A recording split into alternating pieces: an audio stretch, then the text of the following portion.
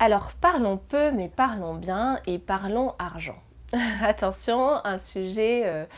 très brûlant je trouve dans les familles, particulièrement dans les familles. C'est quelque chose qui évidemment touche la réalité de la vie, qui touche notre capacité à vivre, à élever nos enfants, tout ça, à nous loger, donc c'est quelque chose de très important. Mais attention, et c'est là où je venais ici pour vous mettre en garde, à ne pas vivre pour l'argent, mais que l'argent vous aide à vivre. Ça c'est très important parce que je trouve qu'aujourd'hui l'argent prend une place considérable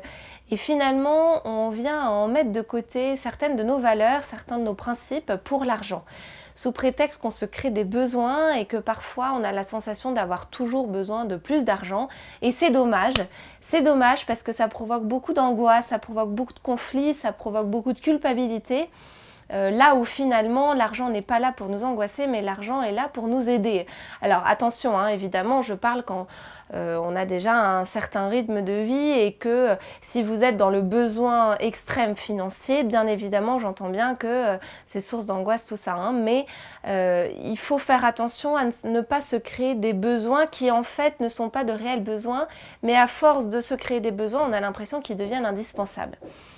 Alors je vous invite vraiment à pouvoir vous donner un objectif, à réfléchir, à vous poser, si vous êtes en couple, à vous poser en couple, mais si vous êtes seul, c'est aussi seul, à faire un peu vos comptes, à savoir ce dont vous avez vraiment besoin pour vivre bien, sans angoisse justement, vivre tranquillement,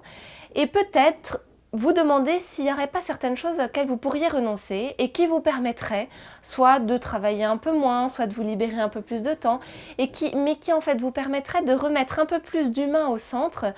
au-delà du travail, de ces questions d'argent, tout ça. Parfois,